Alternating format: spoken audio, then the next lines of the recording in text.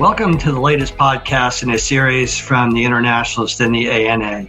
I'm Brendan Banahan, Managing Director of the Internationalist Group of Companies.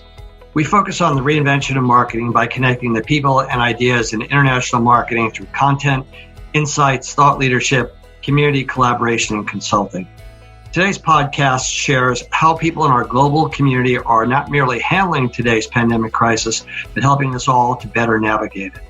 The ability to inspire people to be their best is valuable in difficult times, and no one does this better than marketers. I'll now turn the podcast over to Deborah Malone, founder of The Internationalist. Thanks, Brendan, and welcome to another Internationalist Trendsetter show. Sonsoles Gonzalez has done what many marketers dream about. After 25 years in senior roles on beauty brands at global giants L'Oreal and Proctor & Gamble, she created her own company.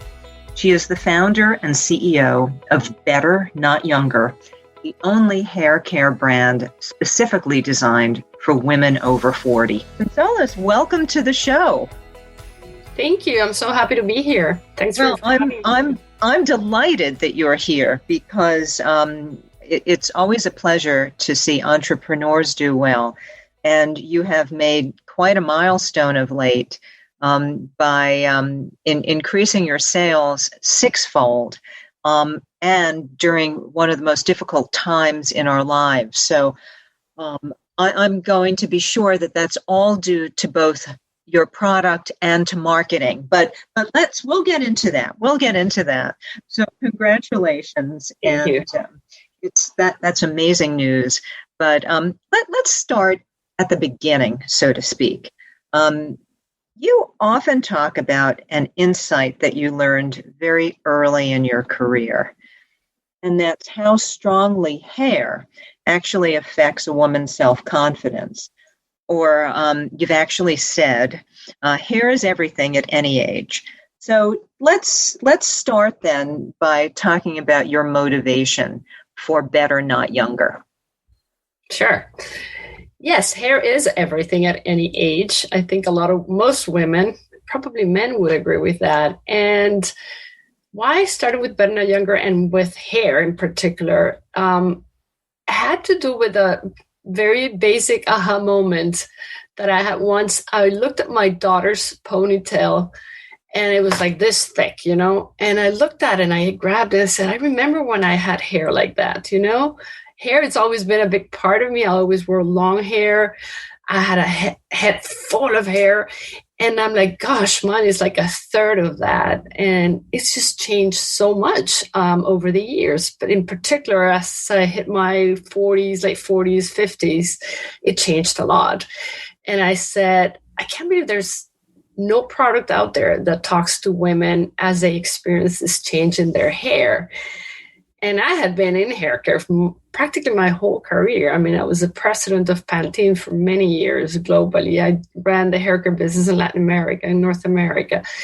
And I knew there was no product at all that had been thought for this issue or for these women or for anything that had to do with aging hair. And that's when I thought, I have to do something about it. I'm able to do something about it. Well, that's pretty noble because, as you said, you worked for a number of very large companies, as I recall, both L'Oreal and Procter & Gamble. And you bring up something very good. It's not only about age, but it's sometimes about numbers or even targeting numbers. You've been inside the beauty industry, and I'm sure you know that the majority of the research and marketing dollars are geared to women who are 18 to 44. So it must have been very, very brave of you to devote all of your energy and as an entrepreneur, to an underserved market. So was that risky, or did you just know in your gut you had to do it? I'm a very gutsy person in the sense that I follow my instinct a lot, very, very much. I've been like that through my entire life, my entire professional career. So I first thought about the segment before I even knew how big the segment was. Mm-hmm. And this is an absolutely true story that when I was growing up at P&G and L'Oreal, and I was in meetings and we would review our briefs, it always started with target consumer. And it always said women 18 to 44. And I always joked in the room, what happens with women when they're 45? Do they disappear? Do they die? And it was kind of a joke in the room. And then, I got to that age. It wasn't as funny anymore, but it always stuck with me, that this thing is real. Every single product brief, advertising brief was women 18 to 44. So, I didn't need a lot of data to tell me that was a fact. I worked in Procter & Gamble and L'Oreal. It may not be 100% of the companies, but they hold a good chunk of the industry's value. And I knew that they weren't considering this segment at all. So number one, that was pretty obvious to me. When I started digging into the numbers, I said, my God, the demographics have really changed. Women of my age is huge now. There are more than 50 million women over 50 just in the US. I think like 1.5 million women become menopausal every year or something like that. And so I said, wow, this is interesting. But then the other thing that struck me is you don't see any advertising of women my age or our age ever. You see very young women, or you see very old women. And there seems to be like this gap. And I felt, so there are no products for us, but we're not represented even in the media in any way, and if they ever try to represent us, they're going to show a very old lady who's doing gardening and taking care of her grandkids and going on cruises. And that's all fine. But the reality is that I didn't see myself there. And I looked around at my friends, and they didn't seem to be doing that either. So they were either starting new careers. Some of them had left their husbands and were starting to date again. Some were running marathons. And I'm like, gosh, there are no products, but there's nobody even like showing like what these women are really like. And that's why Better Not Younger to me became more than the products. It became more about the purpose of really changing this narrative that women our age are just not what society thinks we are or should be. I think that the purpose of changing the narrative, I think, is very interesting. And I often think that so much in terms of changing your head is always about language, first of all. So changing the narrative is important. And I think you're right about not seeing people, in that, we'll call it, 40 to 60 or who knows, 70 or older.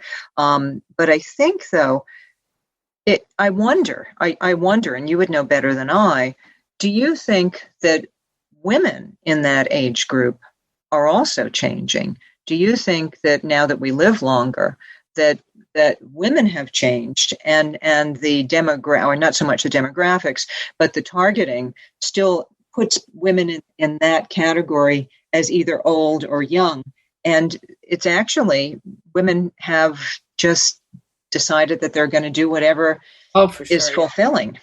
Yeah, I think the women's liberation happened in the 60s. I think that women, our age liberation is happening now. And I think the media and the industry are not keeping up with it as women are. So you see women, like I said, in their 50s. Look at Jane Fonda at 81. She was incarcerated. She was put in jail like for a whole week every afternoon for protesting against climate change. Look at J-Lo in the last year's Super Bowl. She was pole dancing at age 50 or 51, and everybody was criticizing her. And she was just like, do whatever the heck she thought she could do and wanted to do. And she looked amazing. So, or Jennifer Aniston at 51, when everybody thought that her career had ended after Friends and whatever, there she is. So I definitely think women are changing very, very fast, much more than we think, than the media thinks. And I think that's why you continue to see that gap, in that you either show very old women or you show very young women. And there's this empty space, which many times is called Generation X. But it's, if you think about it, it's the generation least talked about. Everybody has talked for years about boomers and the millennials. And then we were kind of sandwiched there in the middle. And this women, these women just came from out of nowhere to just be completely different. Part of it has to do with, we're going to live longer. That's for sure. Mm-hmm.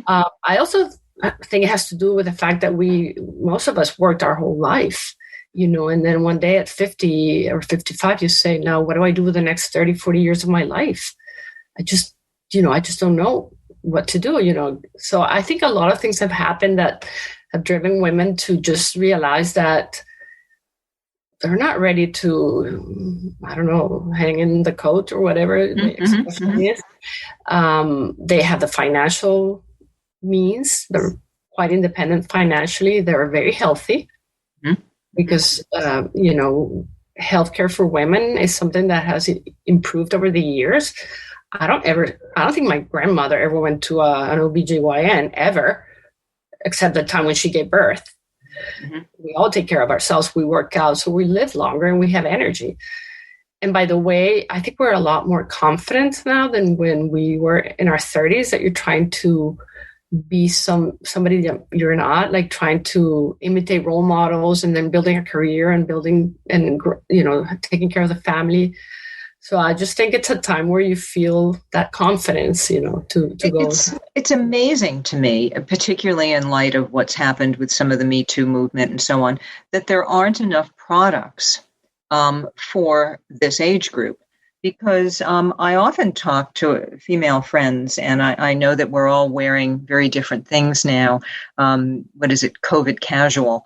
But we always used to talk about, where do you buy your clothes, so that it's not so much age appropriate, but you don't want to look like a kid and you don't want to look like an old lady. So it seems to me that there is this gap, and it's surprising to me that marketing isn't doing more. But you're one of the bold ones.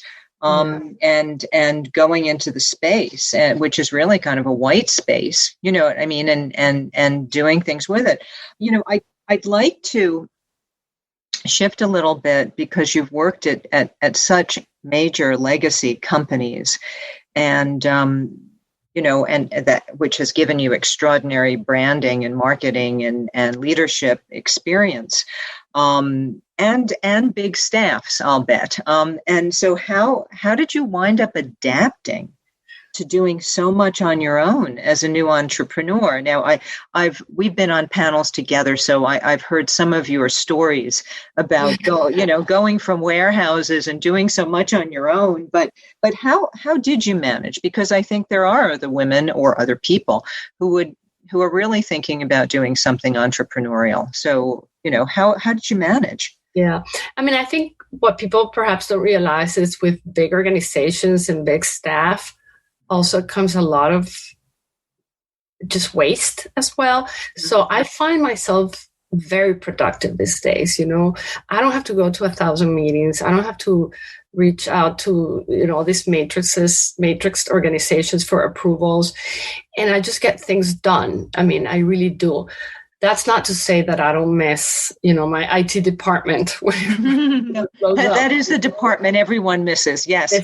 Or even an assistant to help me with the scheduling. And of course, people to do analysis for me, and I don't have to, spend hours and hours doing them myself. But for them, and I also miss being around people. But, with COVID, I think everybody's living the same thing anyway, right? But I find it very, much more productive. But I have to say, not everybody's cut out for that. There are people that are not willing to roll up their sleeves. Like I said, I went to the warehouse. And you just have to be prepared to do that. And I think I am. And I think I was always very humble. I never felt like I was entitled to all these resources and all those things. I think in part because when you grow up in Latin America, you have such a lack of resources in general, that you just get used to doing a lot of things yourself as well, and there's a lot more difficulties and less budget to go and do things. But for sure, it takes time. Now, having said that, the business is growing a lot and we've been hiring. So we've, in the past few months, probably hired 10, 12 people. Oh, that's great. And it's great. I've been able to delegate and get back to feeling like I can direct and not have to do everything. And it's rewarding. It's great. It's great. But I want to keep it lean, I want to keep it productive. I don't want to have to waste time. I don't want 12 people in the meeting, So I think it's a very personal thing. And if you're really going to miss all that, then entrepreneurship is not for you. I don't think that. Well, I think that's fair. I think that's fair. And I think that everyone is learning a lot about themselves in this pandemic, just not only in terms of developing new skills, but really trying to find out who they really are and what they really want to do. But fortunately, you did that before COVID. I'd love to get into a little bit of brand building and marketing. I mean, as you well know from your background, obviously that brand building is generally the goal of any new product. But here we are now in an increasingly direct to consumer marketplace, everybody has to adapt now from brand building to performance marketing, or maybe trying to figure out how the two balance. How did that work for you? Was that a huge challenge? And I'm sure at the beginning you didn't have even a startup marketing budget. I will tell you that's probably been one of the biggest challenges, is to be able to, I like to use the word, upskill myself to live in this new world. And I thought I had been exposed to digital and performance marketing in L'Oreal, and I thought I had learned a bit about it. And when I got here, I realized how many layers underneath there were that were doing the work, but I had no idea how it was done, even at the digital, from like buying an ad on Facebook. And it was so still difficult to comprehend everything and understand all these algorithms and all these variables that are happening. So the one thing I always tell everybody is, don't expect you're going to be able to do it alone. There's so much expertise, so much technical expertise that you need to have. And luckily, I was able to bring somebody into my company that also became a partner in the business, who's passionate about that and is constantly learning and changing. And that has been so important for this business. And anybody that tries to launch a brand and think that you can outsmart that system, it's not going to happen. You'll sink. You have to know this digital thing. And it's not just digital ads, it's content, is SEO, is influencers. Influencers is probably the easiest part of it. And so this is a learn and relearn. I feel like doctors are probably like that. They have to constantly be learning to be up to speed with what's going on in science. This is like that. And I always think, I remember at P&G we did creative reviews once a year. That was the big day when you presented all the creatives to probably the CEO, depending on the brand. We review ads every Wednesday in my company. And I'm not telling you we just look at them and say, oh, great. No, we say, okay, these 12 worked, this other 12 didn't work, and we're going to adjust these other to this and this and that. And then within each of them, there are 3 or 4 different variables to consider: the audience, the content, whether Facebook that day decided to do something in their algorithm that you don't even know about. So we do that every Wednesday. Okay, so that's one aspect. Then there's this whole world of SEO and content, which has been mind-blowing. We publish between, publication in other publications and our own, probably 5 to 6 pieces of content every week. And I have to read every single one of those because I don't want anything to get out there. No, I understand. Absolutely. So finding the writers to do this, and it's just a completely different set of skills and capabilities of the people that you need to work with. But it's interesting. Like sometimes I get somebody out of the Philippines to write an article for me, just because I found this person, or she offered her skills, whatever. And then, or I hired a friend of my daughter who's out of work, but has an English major and can write really well, So it's very dynamic. It's much more dynamic than the marketing that we did back then. And it's tough and it's hard. So that's from a skills point of view. And then from a budget point of view, it is becoming so expensive to be a DTC brand. Mm-hmm. 5 years ago, there weren't that many. And so you could do it with a lot less money. Now it's super expensive. And you have to get that return on investment on like every week, every day. Otherwise, you'll stay behind. And for example, like during the elections, we had to cut back because it got so expensive to air on Facebook, for example. Or right before Christmas, we also stopped our advertising because it just, you're wasting away money. But yeah, so we spend probably about 80% of our marketing budget is still buying media, That is amazing. And I'd love to get into that, but I just want to clarify. So you are, well, listen, you're direct to consumer, but isn't everyone now trying to be direct to consumer in some way? So you can purchase Better Not Younger products on your website. Now, are you also online through Sephora? Yeah, we're on Sephora.com, and we're on HSN. And what was the other one? Sorry, HSN, the Home Shopping Network. Okay. So then that helps quite a bit. So I mean, to have that 6 times growth is probably due a lot to your own website, which is pretty exciting. Yeah. It's really pretty exciting. So you just said now that 80% of your marketing budget is really spent on media. Now, I've noticed a lot of wonderful testimonials on LinkedIn, and of course on your website. So what do you think now? Do you think in our digital world that product users are the best ambassadors? I know you said that influencers are easy, but I'd love for you to talk a little bit about that. Yeah. Easy from a point of view of learning how to work with it. Okay. But it's not easy in the sense that you're going to have one that does really, really well for your business. And then the next one that you hire, you thought would be great, and it just doesn't convert at all. So it's a lot of hit or miss. But see, I thought they were all your personal friends who use the product. Well, I tell you, a lot of them are. In fact, most of the models on my website are my friends.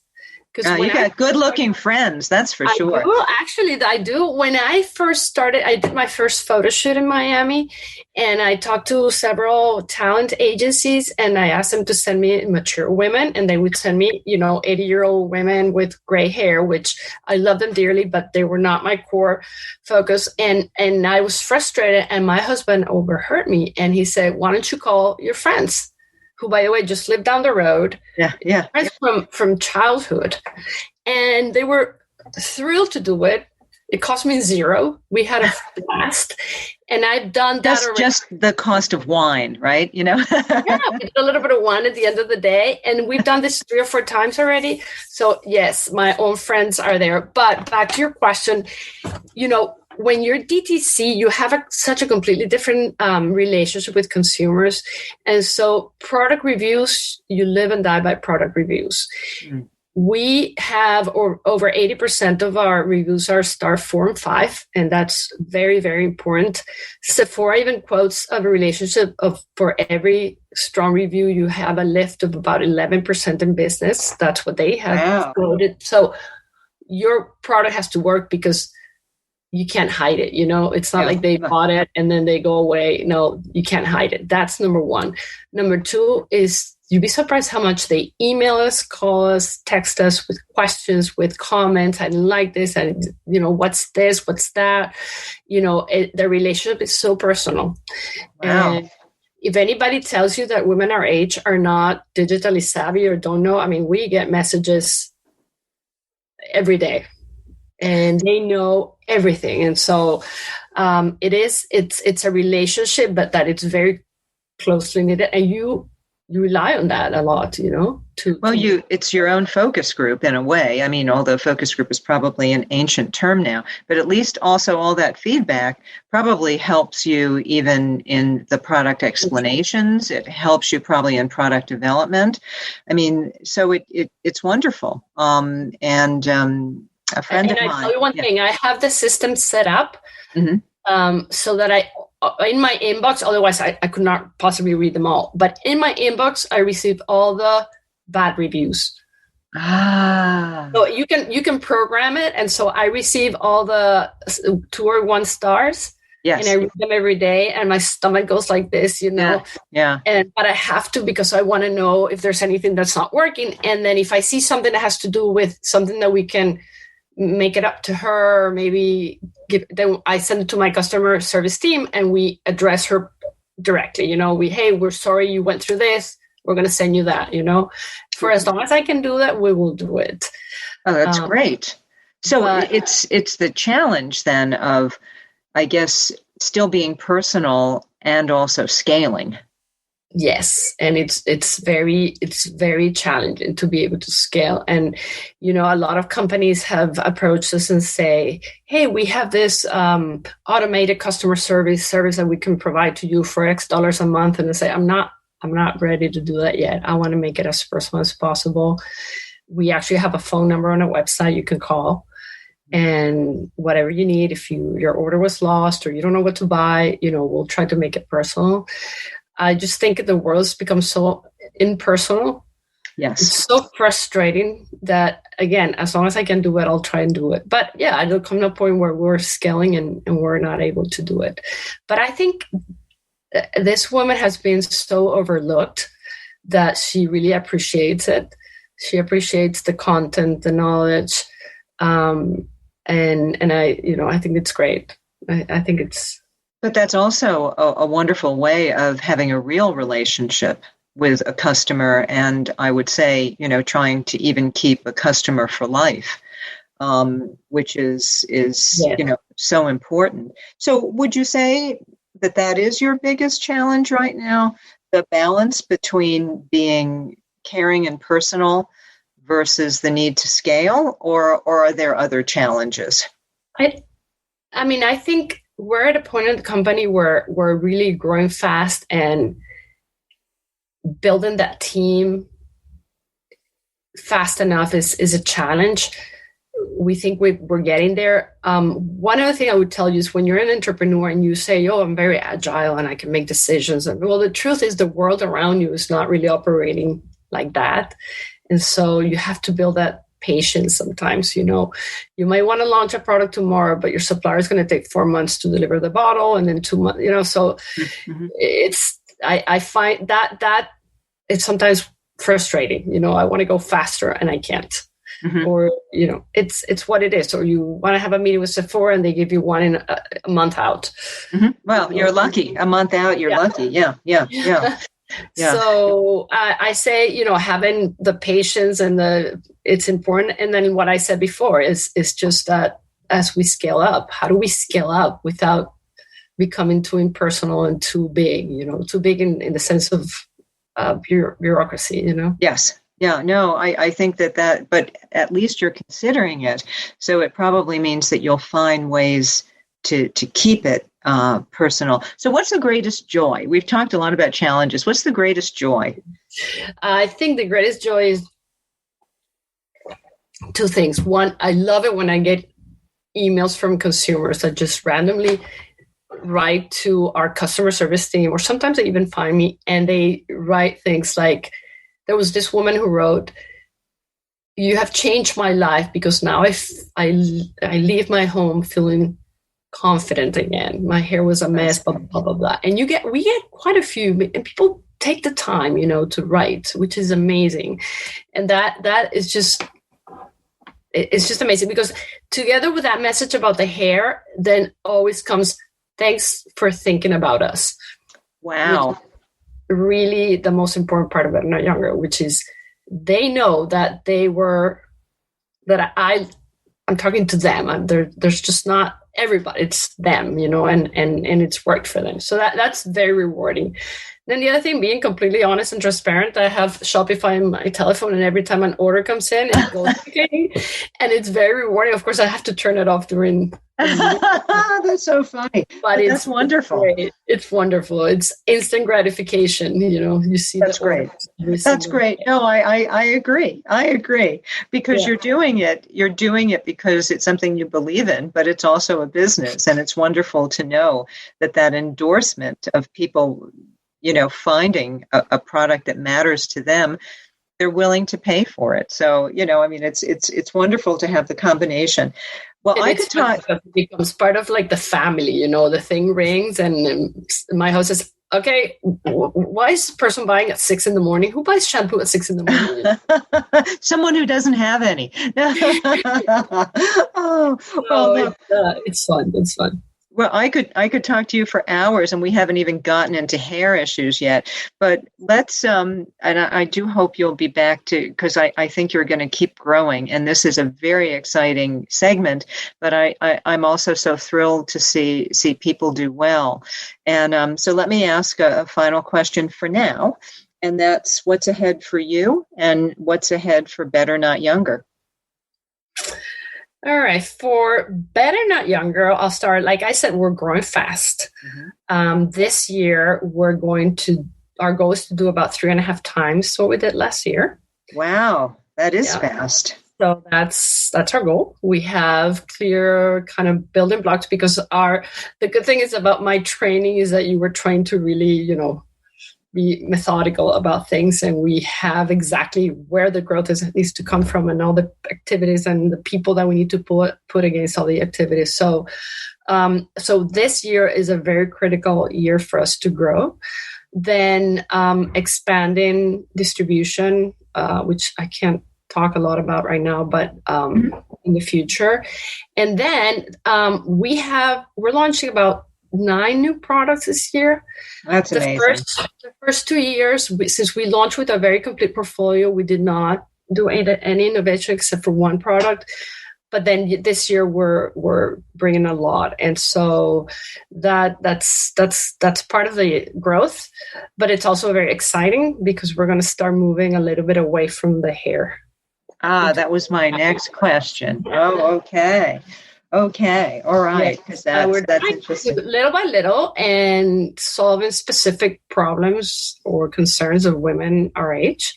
Mm-hmm. So that's kind of what's next. What's for me, I want to find. I want to continue to have fun. That's great. I don't want to be overwhelmed. I don't want to be stressed out, I don't. I mean, it's something that I want to do this because I'm enjoying it. It's a lot of work, but I don't want to make it a stress factor. A hardship. It has to be a joy and not a hardship. No, I understand that, and I think that's only a mission that someone our age can actually admit to. For sure, yeah. I don't have any. I'll say it openly. I want to be doing this because I enjoy it. It's not a hardship. I'm not willing to make enormous sacrifices in my well-being or my life or my family. It's just I want balance, And, yeah, and it's not an easy thing to do, but I have a feeling that you're going to achieve it. Thank you. Yeah, you will. There'll be ups and downs, but yeah. Well, one thing I tell you that because I forgot to say it, and I know it's a little later, but when you were talking about marketing today, at the end of the day, all this learning and digital expertise and all that is very important, but at the core of that is having a brand, a brand that has a purpose, like you said, a brand that will make people feel attached to it. And I think Better Not Younger is doing that with the attitude that it has, what it brings to the woman, this empowerment, even the designs that are fun and colorful. So I think nothing replaces the fundamentals of branding, of really having the right consumer target with the right product benefits and the right character for the brand, and the right purpose. Well, you say it well, and I'm looking forward to having you back when you can talk about some of those new products and some new distribution and a lot of other new ideas. So in the meantime, though, we'll be following you.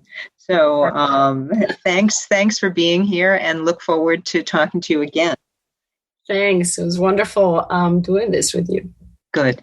Talk to you soon, and lots of luck with everything. Okay. Bye-bye. And that concludes today's podcast. Thanks again for listening. For more information on The Internationalist, please go to our website, www.theinternationalist.com. By the way, there's a hyphen between the and Internationalist. That's where you'll find more information on podcasts and interviews, as well as highlights of our various initiatives, including Marketing Makes a World of Difference, Internationalist Insights and Studies and Intelligence Briefs, awards and case studies and best practices, peer-to-peer marketing think tanks and forums, and the Internationalist Press. The ability to inspire people to be their best selves is valuable in difficult times. We feel very strongly about the fact that no one does this better than us.